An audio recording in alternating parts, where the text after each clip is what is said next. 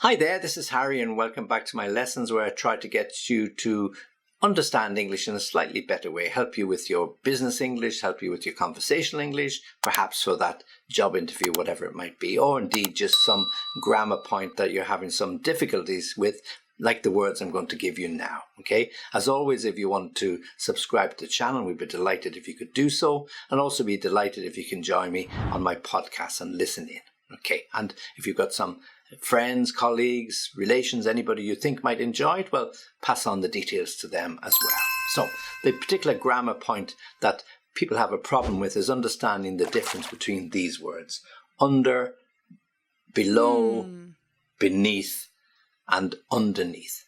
On the face of it, they are very, very similar, and they can be used in a similar way. The most important thing to remember here, if you ever get a little bit stuck and you're not sure, you can use under in all those situations because it's quite universal. Under the table, yeah?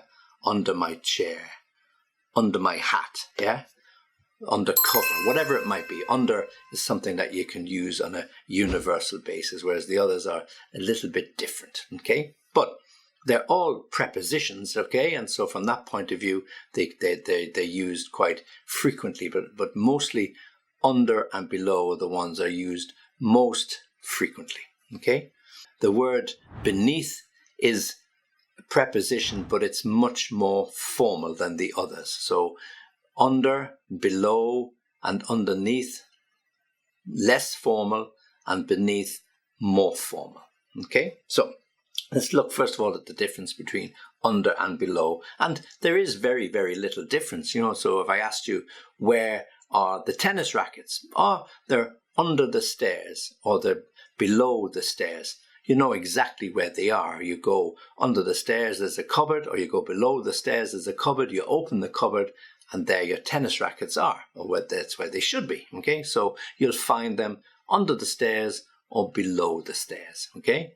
So you in both situations, the word is exactly the same. Or if you are looking for something and you've dropped your keys in the water, you put your hand below the water or under the water, trying to find those keys or your ring that has slipped off your finger. Okay, so under and below in exactly the same way. We always use under with certain expressions, and we also use it with prefixes, and I'll cover those a little later. But generally, under and below have a similar meaning. Okay, so I can say under the surface, I can say below the surface. So you can see the fish swimming under the surface of the water. You can see the fish swimming below the surface of the water. So if you go snorkeling and you put your head into the water, you'll be able to see the fish under the surface or below the surface of the water. As I mentioned before, you'll find your tennis rackets under the stairs or below the stairs. We went out into the garden. It was a nice sunny day, so we decided to sit under the tree or sit below the tree or even sit beneath the tree and sit in the shade so we wouldn't get burnt from the sun. Okay, so in all of those situations, under, below, and as we mentioned, beneath, exactly the same. So they one can substitute for the other. Okay. Now I did say beneath is a little bit more formal. Yeah. So you might hear it in situations like he thought she was beneath him, and sort of somebody looking down the nose at somebody. Yeah. Talking to his reporting lines or talking to his subordinates was beneath him. So we're talking about some manager or boss or chief executive or somebody who thinks that the people working for him are not worth talking to. So he might be looking down his nose at them and thinking, oh, talking to those people is beneath me. Yeah. Okay. We'd also use beneath when we're talking about ranks or position of people. So particularly in the army. Okay. So the sergeant or the other lower ranked officers are beneath the rank of captain, yeah? Or how many ranks do you have beneath the rank of captain, or how many ranks do you have beneath the rank of colonel. Okay, so anybody below that is somebody of a lower ranking. Okay, so we would use the word in that case beneath.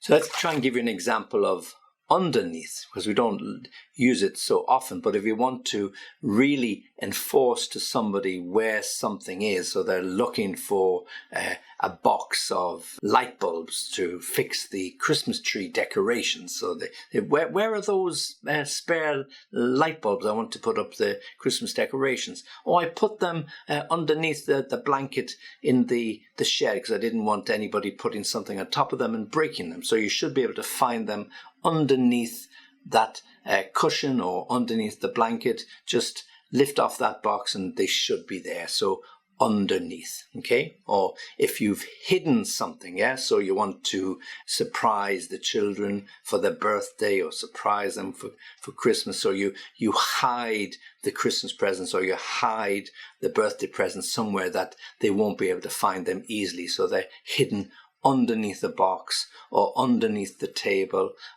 or underneath some storage unit, so they're not obvious to the kids who go looking for Christmas presents or go looking for birthday presents a little bit earlier than you would intend them to get them. Okay, so we can use in that case underneath.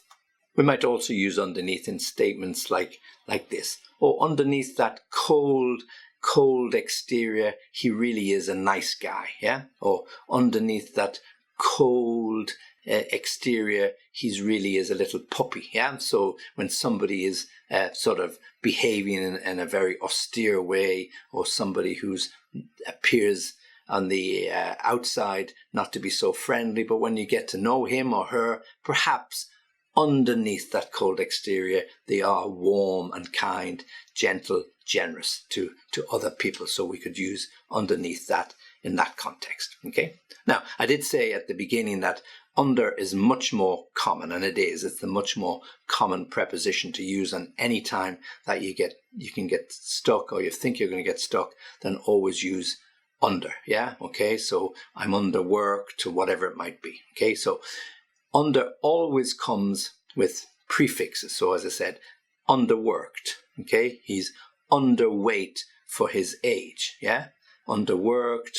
The house is underpriced, so you'll be able to get it quite cheaply. It's underpriced. So you won't see prefixes of below priced or below weight, or below worked. So he's underworked, it is underpriced, he is underweight. Okay, so we'll always use under in that situation where we're using it as a prefix.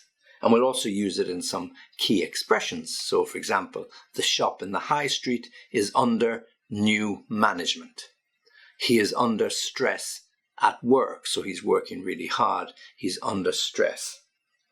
His performance was a little under par, P-A-R, a little under par, so he's not performing as well as he should. So in the football game, they didn't win because the best player was a little under par. So we wouldn't say it was a little below par, it was a little under par. The criminal is now under arrest. The police found him hiding in his mother's house, so he's under arrest. He's feeling a little under the weather, so we don't say he's feeling below the weather, he's feeling a little under the weather because I think he ate something yesterday that disagrees with him. So we would use it in those particular expressions. We would use it, as I said, in those prefixes, and any time that you're in difficulty, then you can use under instead of below, instead of beneath, instead of underneath. And below is quite easy to use. It is used as a preposition. Beneath, as I said, is a little bit more formal, and underneath we use it in specific situations, particularly when we're talking about location.